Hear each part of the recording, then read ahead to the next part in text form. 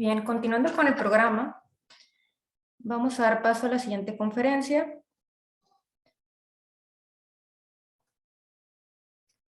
Esta vez nos acompaña la doctora Juana María Meléndez Torres. Ella es investigadora titular A del Centro de Investigación en Alimentación y Desarrollo.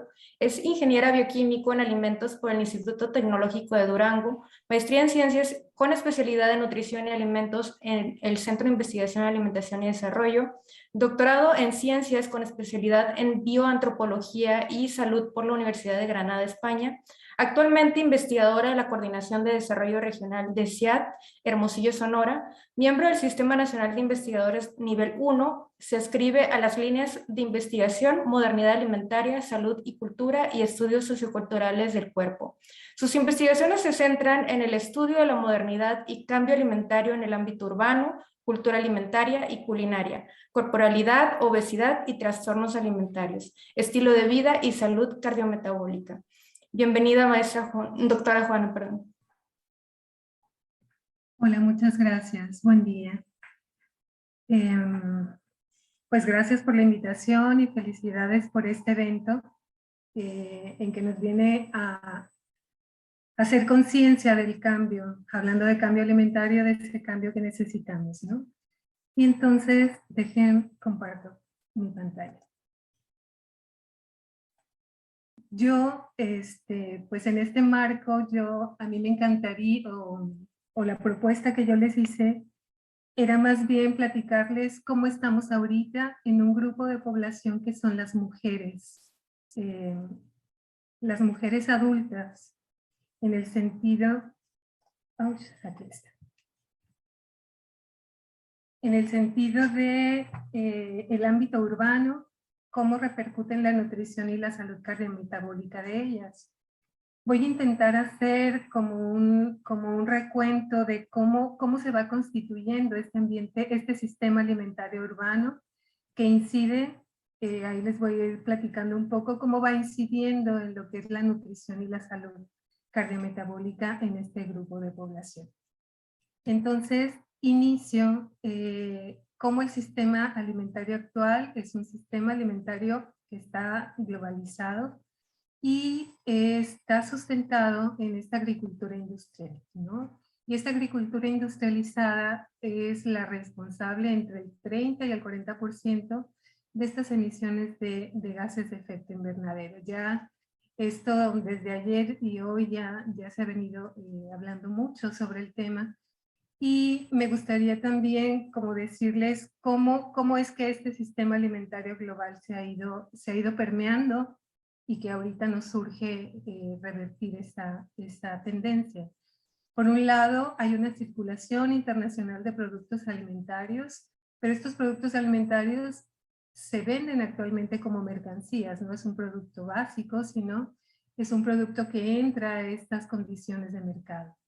Y la segunda es esa expansión de las transnacional, global, de todas estas corporaciones alimentarias y que hacen o que tienen presencia en cada uno de nuestros países. Y el tercer eje para entender ese sistema que actualmente está ahorita es que la gobernanza o las decisiones a este nivel de las cuestiones alimentarias se toman a nivel global, ¿no? Y responde pues a intereses económicos, a poderes políticos, a necesidades nutricionales que ya ustedes nos han ido definiendo, pero también tiene significados culturales, ¿no? Y si ya veníamos en una desigualdad social en todo esto de la alimentación, la nutrición, pues la pandemia COVID-19 nos vino a mostrar que esa desigualdad social cada vez es más fuerte, ¿no? Entonces, esta forma de alimentarnos o que la alimentación de nuestra población esté basada en esta condición de globalidad, ha traído una crisis nutricional y de salud muy fuerte, ¿no? Por un lado tenemos dietas poco saludables, agregado a todas estas agroecologías que se han alterado por esta agricultura tan industrializada, Y esto ha llevado a que 1/3 de la población mundial tenga un problema nutricional. Y estas dietas poco saludables, pues ya sabemos que son altas en carnes, en aceites, en productos lácteos, en alimentos procesados o ultraprocesados. No son sostenibles en términos ambientales o de salud, eso ya es, por eso es parte del tema actual. Y a la par, por esta forma de producir alimentos, pues hay una degradación de la tierra por esta pastoreo tan grande, pero también con la producción de monocultivos. Y esos monocultivos están asociados a productos de alto valor económico, ¿no? Ligados a esta parte más hedonista de la alimentación. Y los productos alimentarios más intensivos son los que son altos en energía, son los más dañinos para la salud. Y tenemos también otro actor que es la industria de los ultraprocesados. Y esto ha generado pues esta paradoja de la crisis nutricional. Estando en un ambiente de abundancia, se complican ahora las relaciones entre cómo el Estado regula a la empresa y al comercio minorista, y hay una interrelación, y los actores, o sea, la población en general, pues responden a una inseguridad alimentaria cada vez más alta, pero también enfermedades relacionadas con la dieta. De ahí vienen muchas de estas enfermedades crónico-degenerativas, y los gobiernos necesitan tener como una nueva realineación, dijéramos, con estos sistemas alimentarios más locales. Y por otro lado, hablando de nutrición, en términos alimentarios y en términos de dieta, el discurso está permeado entre colesterol bueno, colesterol malo, niveles de azúcar en sangre, índice glicémico, requerimientos diarios de energía, el índice de masa corporal, la proporción de cintura-cadera. Todo esto permea hacia la población, y entonces cada vez más tenemos un aumento de una ansiedad pública y esa seguridad ontológica que está relacionada con el alimento, con la dieta y también con el cuerpo. De ahí la centralidad y la preocupación excesiva por un peso corporal. Eso es lo que está actualmente pues en la sociedad y en el ámbito social y cultural, ¿no? Entonces me voy a ir un poquito en cómo se fue dando este cambio y por qué llegamos a esto. México, a nivel general, teníamos una economía basada en la producción, en donde era un sistema alimentario tradicional, y poco a poco, conforme fuimos pasando o modificando esta parte más de la sociedad, pasamos a una economía de consumo, ¿no? Entonces ahora ya no producimos los alimentos, sino somos consumidores de alimentos. De ahí que aquí sería una primera pregunta en este ámbito de que necesitamos hacer un cambio en cómo nos estamos alimentando. ¿Qué es lo que tendríamos que hacer para regresar a no ser necesariamente los consumidores, sino cómo también ser un poco productores?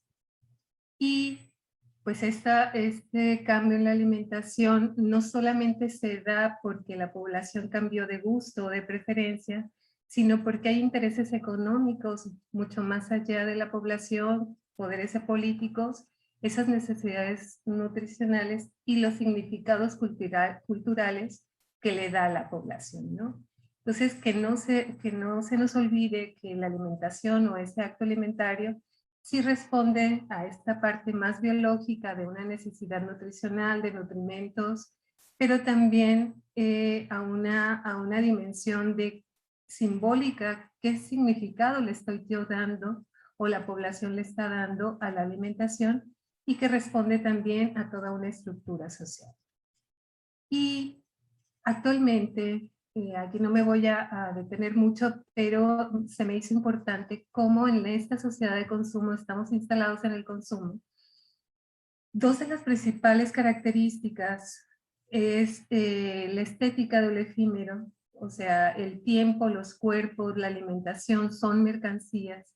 Y por otro lado, estamos basados en un hedonismo muy grande, ¿no? Todo tiene que ver, bueno, no todo, sino la mayoría de nuestra alimentación o de nuestras respuestas sociales tienen que ver con esa, nos tiene que dar placer, esa alimentación, ese cuerpo, esas actividades que hacemos, están generadas o están respondiendo al placer, ¿no? Entonces, entre una angustia que nos da, que nunca alcanzamos a tener ese cuerpo que nos dice, no, esa alimentación que nos marca la misma nutrición, por lo tanto nos sentimos seres inacabados o personas inacabadas, que nos va generando esa condición de angustia en términos, pues en este caso estamos hablando de la alimentación. Y la alimentación actual pues responde cada vez más a horarios laborales, a un estilo de vida sedentario. Estamos por esas condiciones del tiempo y de la practicidad, muchas de nuestras comidas están siendo fuera de casa, pero el consumo está muy ligado a una imagen corporal. Sobre todo ahorita me voy a referir, como estoy hablando de las mujeres, esa alimentación o ese consumo de alimentos va a estar permeado mucho por esa imagen corporal que ahorita nos dicen que tiene que ser delgada, tiene que ser saludable. Y por lo tanto la población está en esa condición de esa preocupación excesiva o ya dijéramos un poco de angustia por mantener un peso corporal. Yo solamente en este ámbito del cambio, solamente en esta diapositiva me voy a ir como después de la Segunda Guerra Mundial, en esta parte en donde empieza esa abundancia alimentaria, cómo se empiezan a producir estas agriculturas especializadas que están unidas a cadenas mundiales de suministro, en donde se nos dijo que había que comer proteína animal ligada a granos, hidratos de carbono, soya y proteínas, ¿no? Eso viene después hasta, se permea hasta los años 70, finales, inicios de los 80. Y luego viene este otro régimen, esta propuesta la hace un investigador que es Friedman y Michael. Y después de los 80s, este régimen corporativo y empieza este libre mercado de los productos, esta globalización. Pero empieza aquí esta industrialización agrícola y una revolución de los supermercados. Ahorita lo vemos en la parte de México y empiezan a incorporarse a estas cadenas de proteínas animales países como China, Brasil y México, ¿no? Y eso se da en los 80 y nuestros pequeños agricultores dejan la tierra y empieza también este complejo agrícola emergente de un alimento como combustible global. Aquí empiezan a aparecer estos movimientos alternativos, ya se empiezan a dar en contraparte de esta globalización, empieza todos estos movimientos de slow food, soberanía alimentaria, agricultura para apoyar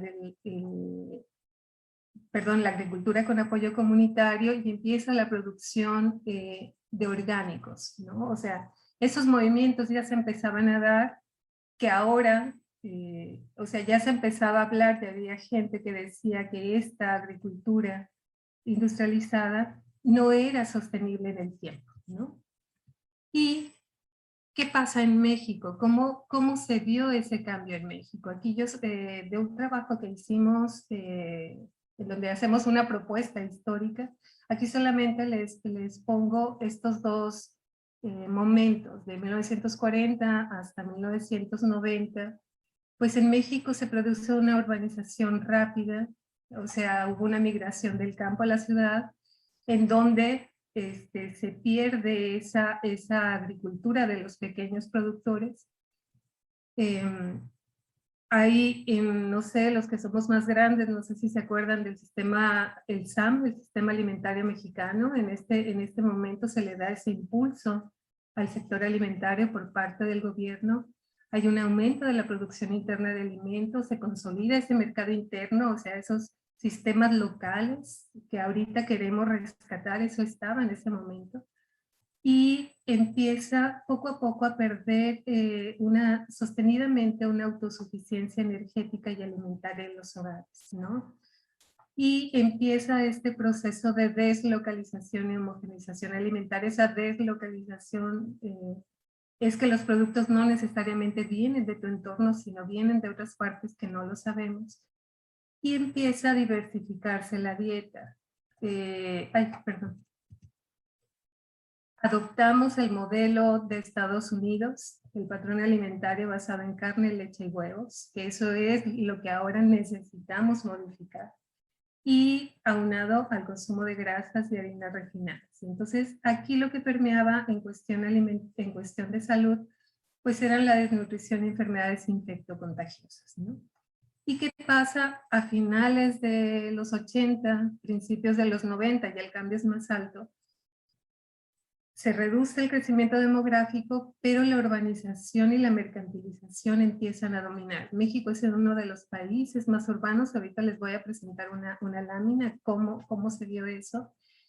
Y a partir de este momento, México se convierte en un gran importador de alimentos. Cuando antes teníamos una seguridad alimentaria o una soberanía alimentaria, a partir de este momento dejamos de serlo, ¿no? Entonces empieza esa crisis rural, se empieza a ver esa migración que les decía, pero empieza a tener presencia. México es uno de los países en donde la presencia de las grandes transnacionales es de las más altas, ¿no? Entonces, Monsanto, Nestlé, Cargill, Unilever, si se van al centro de México, ahí están la mayoría de las grandes transnacionales. Y algo que empieza a aparecer es que como ya no estábamos tan cercanos al campo, empezamos a depender para ese abasto y distribución de estas grandes cadenas de supermercados. Empiezan a aparecer las tiendas de conveniencia, los famosos Oxxos, pero también se unen a ellos los restaurantes. Y yo le agregaría también los puestos de la calle, un poquito, ya luego lo vemos.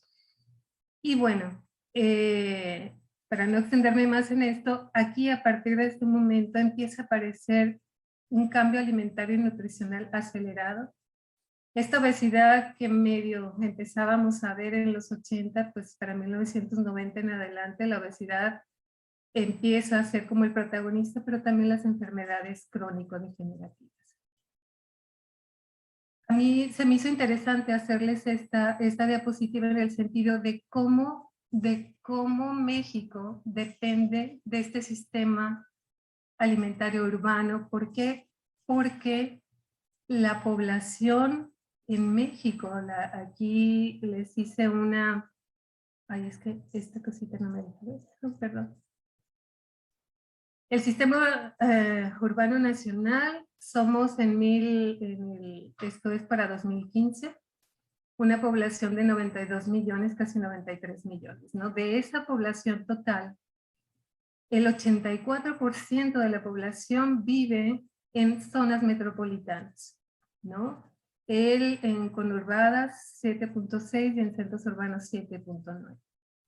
Y las grandes ciudades, en cuanto a ciudad, dijéramos, el 3% de las ciudades de esa población son ciudades grandes, 21.5 son ciudades medias, y el 74.8 es de las ciudades, son ciudades pequeñas. Sin embargo, la población vive o está concentrada en esas áreas urbanas. Por lo tanto, México depende de estos canales de distribución urbanos. Entonces, ahí es un reto y tendríamos que pensar cómo hacerle, porque sí es interesante empezar a pensar en dietas menos basadas en proteínas de origen animal, pero cómo vamos a hacer para abastecer a las ciudades, ¿no? Esa concentración tan alta. Fíjense cómo México, el 74.2% de su población es urbana y la rural es el 25.8%. Aunado a que muchos de nuestros migrantes del campo que sabían de cuestiones del campo se fueron de México, ¿no? Entonces, tenemos que urge revertir este tipo de cuestiones, ¿no? Y otra de las cosas que pasó en México, que también es muy, muy fuerte, es en este sistema alimentario urbano, pues dependemos de la industria alimentaria porque hubo un cambio en el patrón de abasto y distribución. En, en la diapositiva previa que les decía qué pasó en México, bueno, pues veníamos de un tipo de abasto de tipo tradicional, se conformaba de diversas etapas que intermediaban entre las regiones que producían y esos espacios de consumo que ahora cada vez son más urbanos. Había productores locales que abastecían a este tipo de población, pero a la vez teníamos canales minoristas diversos, ¿no? Los abarrotes, los ultramarinos, las misceláneas, no estaba concentrado en las grandes transnacionales. Y pasamos a uno modernizado y simplificado, en donde pues hay una mayor oferta alimentaria cada vez más industrializada, y esa demanda está diferenciada y segmentada y está sostenida por las firmas comerciales transnacionales, en donde son las tiendas de conveniencia, los supermercados y los restaurantes los que distribuyen ese tipo de productos, y empiezan a desaparecer estos canales minoristas que les hablé hace rato, pero también hacen que haya una masificación de tanto en la producción como en la venta de comida rápida. Y lo que hace la industria alimentaria es que se une al sector servicios, ¿no? El sector servicios hablamos de la hostelería, de la venta de comida. Entonces ya no es solamente que produzcas, sino también ya se van a la parte del consumo. Y recuérdense que México pasó de ser de tener una producción primaria a ser un país de servicios, ¿no? Entonces ese cambio también se da a nivel social. Esto lo voy a dejar un poquito de lado porque, bueno, este es el éxito, cómo se amplían los horarios todo el año, se mantiene una oferta estable de alimentos y se impulsa la entrega a domicilio. Todo esto ha sostenido todo este sistema alimentario urbano. Y aquí en esta solamente les digo cómo México, cómo se compone esta producción de la industria alimentaria en México. Este amarillo son los productos ultraprocesados y si se fijan hay una tendencia al crecimiento en el tiempo. Ay, perdón. Ay. Casi el 50% de la producción de la industria alimentaria son ultraprocesados para 2018. Los crudos son 27.4, el 14.9 son alimentos procesados y el 12.8 son los ingredientes culinarios. Esto en relación con esta clasificación NOVA. Y de esas, aquí solamente les pongo la tendencia en el tiempo, como los ultraprocesados de 2008, que sería la referencia, cómo su incremento es gradual hasta el 2018, ¿no? Esto se los pongo para que veamos cómo está sustentado un sistema alimentario urbano en México. Y bueno, esta diapositiva solo rápidamente, Sobal propone cómo ligamos el sistema alimentario con los demás sistemas que repercuten tanto en la nutrición como en la salud, ¿no? Tenemos ese ambiente biofísico que ya vimos como el cambio energético y esta contaminación creciente, pero también hay un ambiente sociocultural en donde están los significados, los conocimientos, las habilidades, y cómo, que yo les decía, de ser productores a ser consumidores, cómo está repercutiendo en la nutrición, pero también en la salud, ¿no? Entonces, partiendo de esa intersección de sistemas, vemos que en México, bueno,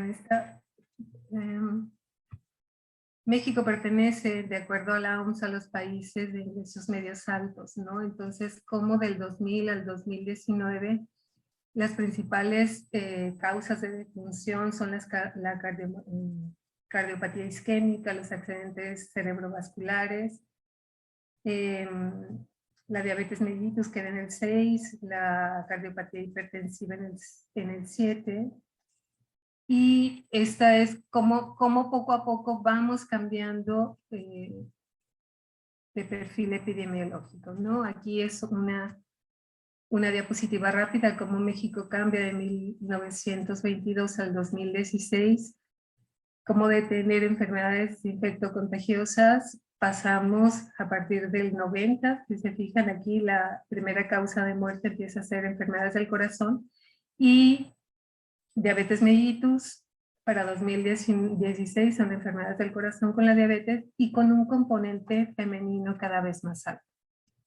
Aquí hay otra que nos dice la diferenciación por edad.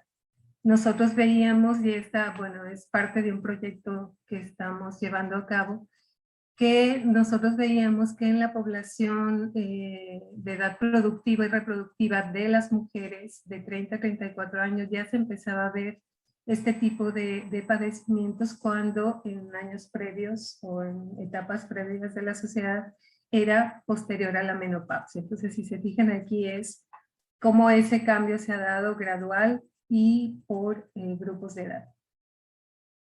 Se ve que 2 de cada 5 mujeres que tienen diabetes se encuentran en edad reproductiva en México, ¿no? Y bueno, como el trabajo lo hicimos en Sonora, aquí les presento solamente cuál es ese panorama regional. El sistema alimentario en Sonora está basado en proteínas animales, el consumo de carne en el norte es muy alto, grasas saturadas, carbohidratos simples, bajo consumo de frutas y de fibra. Aunado a esa elevada urbanización, son de los estados más urbanos y prevalece el sedentarismo, ¿no? Y en cuestión de mujeres, 55% de las defunciones son de diabetes mellitus y 40% de enfermedades del corazón.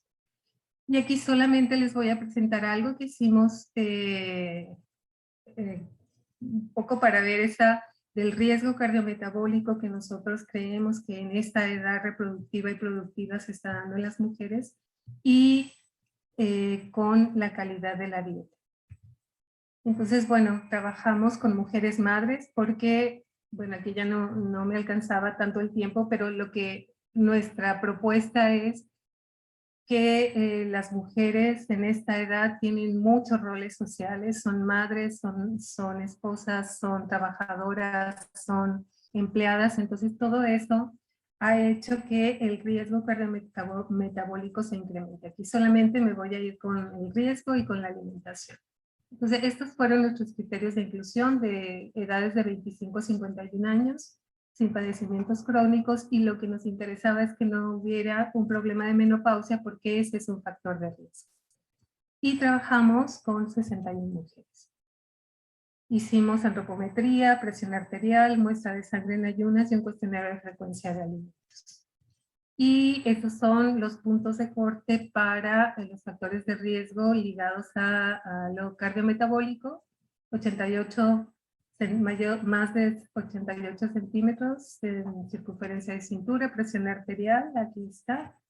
Trabajamos con glucosa, más de 100 miligramos por decilitro, triglicéridos y colesterol HDL. Y de ahí nos fuimos a ver el riesgo de tener síndrome metabólico de 0 a 2 factores en riesgo y arriba de 3 a 5 factores con riesgo. Y hablamos de escala de barreras de alimentación saludable y lo hicimos con este método. Y bueno, aquí les presento los resultados porque ya casi se me acaba el tiempo. Las participantes en el estudio fueron de 38 años en promedio, una media de 1.7 hijos por familia y 4 miembros por hogar, 2 padres, 2 hijos por lo general. Nuestra población tuvo estudios universitarios postgrado en su mayoría fueron empleadas. Del ingreso medio por hogar estuvo arriba del 55.7%, arriba de 20,000 pesos. Y la mayoría vive con pareja y es una familia o un hogar nuclear.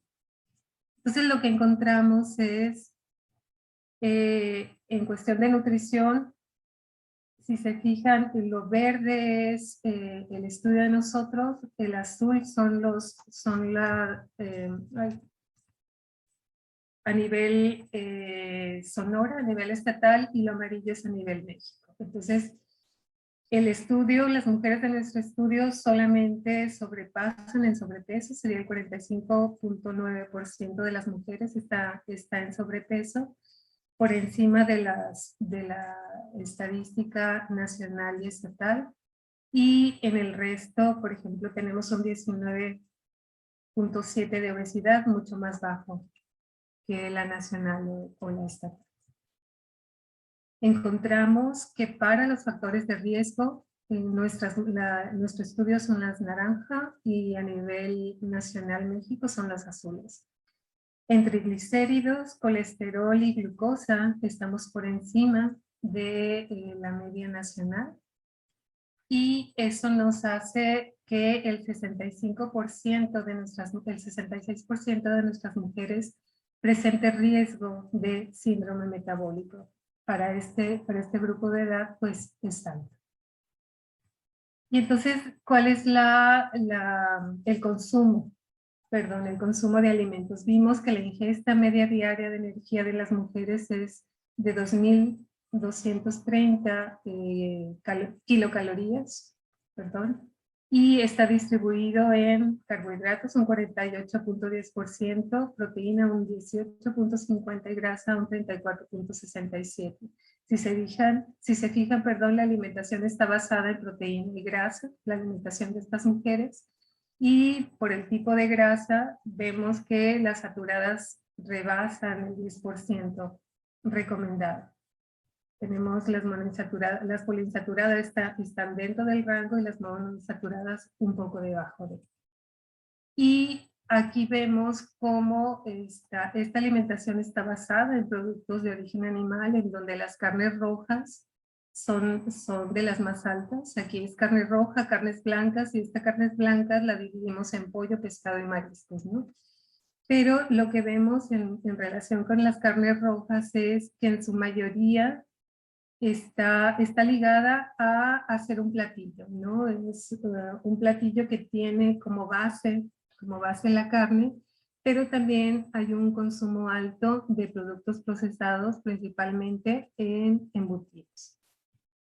Y lo que es las carnes, el resto de las carnes, si se fijan, el pollo, el pescado y los mariscos se consumen en cuestión pura.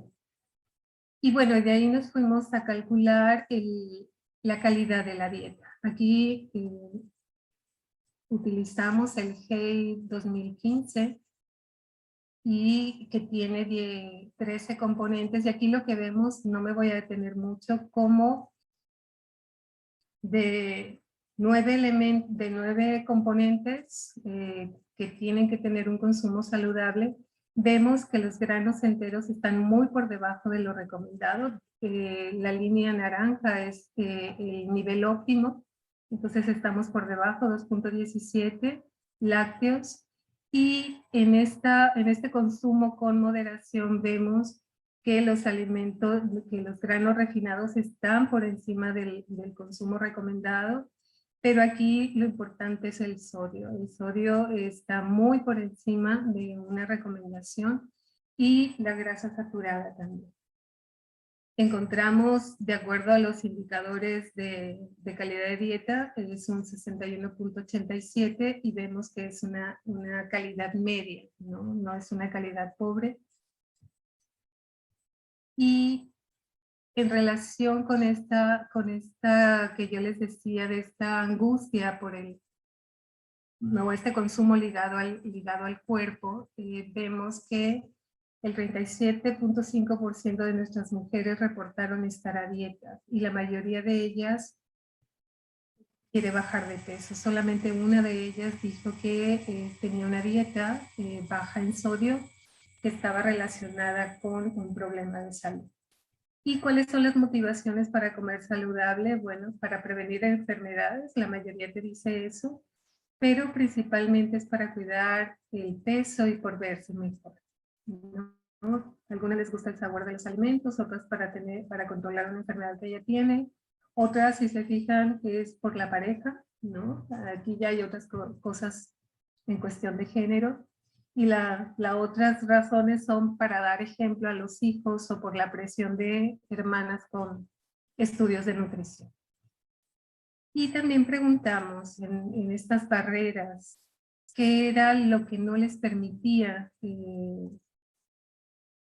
llevar una alimentación saludable, ¿no? Entonces, aquí lo que vemos en relación con el apoyo social, el 19.7% de ellas nos dijo que no puede comer saludable porque no la apoyan los amigos. En esta sociabilidad que se da de la alimentación, era esa cuestión que no lo podía hacer. En el autocontrol, que sería el 44.4% dijo que no puede comer saludable porque cuando tiene mucha hambre se le hace muy difícil controlar lo que come, ¿no? Y en estos mecanismos diarios, no puedo comer saludable porque se me hace difícil encontrar tiempo para planear bien mis comidas, ¿no? Eso se me hacía importante en relación con este estilo de vida urbano, ¿no? Lo que es el tiempo, lo que es la sociabilidad en relación con la alimentación, pero también la mayoría de nuestras mujeres son trabajadoras, entonces ese poco tiempo para comer, ese poco tiempo para cocinar, entonces cuando llegan a comer, se come a veces lo que se tiene porque no hay tiempo para otra cosa. Y aquí lo que vimos, que se nos hizo interesante, es agrupamos las que tienen y las que no tienen riesgo y vemos que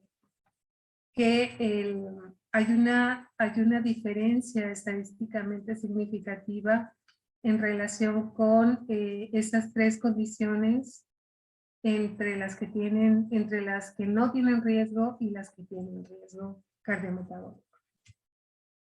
Y entonces, bueno,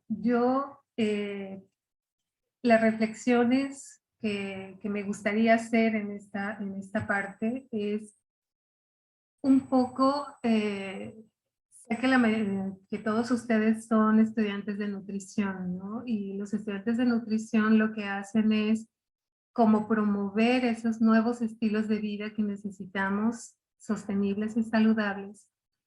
Pero me parece que el reto es más allá de solamente, por ejemplo, decir vamos a hacer huertos familiares, vamos a hacer huertos urbanos. ¿Por qué?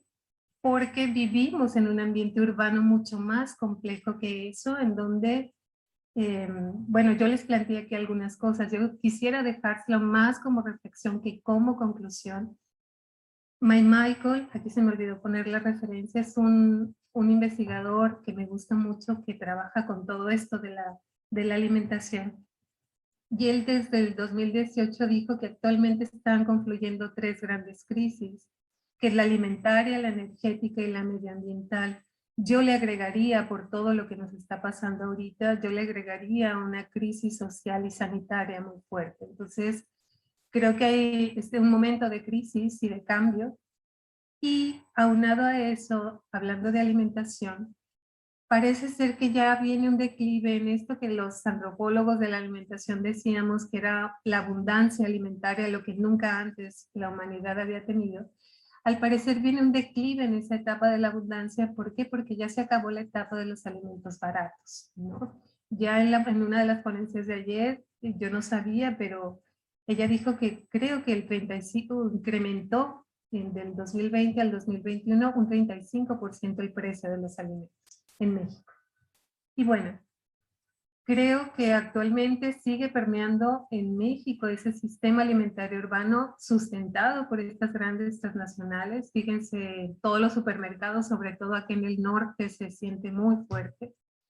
Y urge una regulación de la oferta alimentaria industrial. ¿Por qué? Porque el gobierno sí tiene que intervenir. Además de que la población tiene que hacer algo, tiene que haber una regulación gubernamental a esa oferta alimentaria industrial, porque si no, todos los que trabajamos en nutrición y alimentación vamos a seguir diciendo que el individuo es el responsable de su salud y su nutrición. Creo que aquí tendríamos que cambiar un poquito de eso, porque con este etiquetado nutricional, fíjense cómo todo lo que comemos, aunque diga de dieta, está en exceso de sodio, exceso de grasa, exceso de azúcar.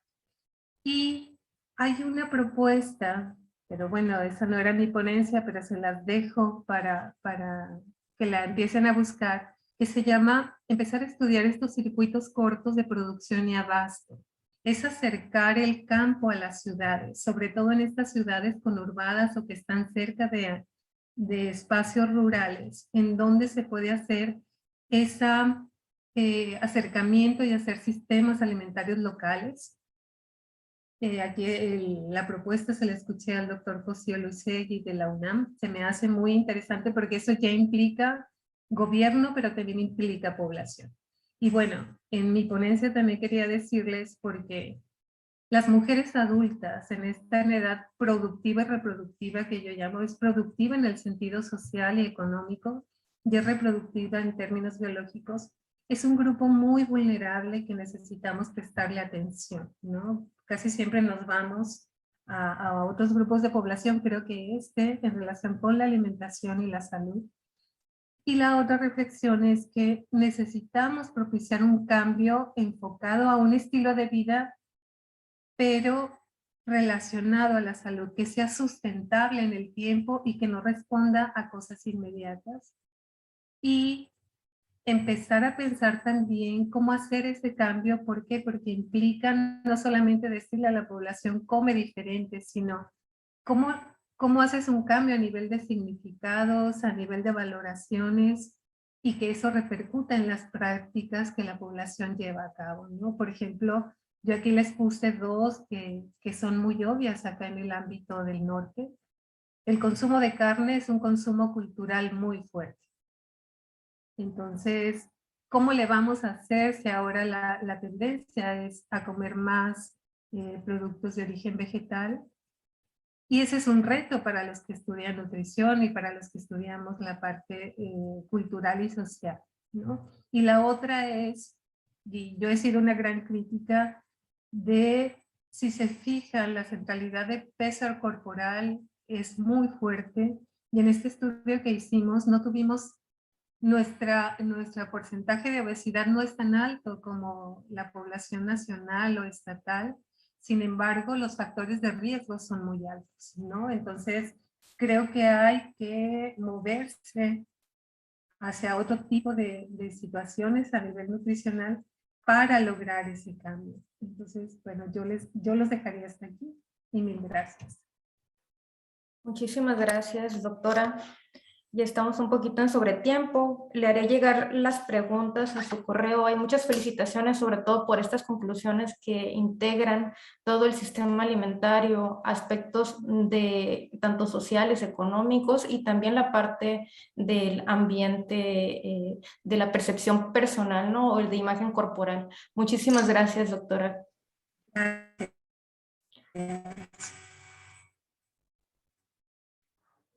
Creo que se cortó un poquito. Bueno, no sé si nos escucha, doctora. Nuevamente le agradecemos su excelente participación y le presento la constancia que se le entregará y se le hará llegar por correo en los días posteriores. Ay, sí, gracias.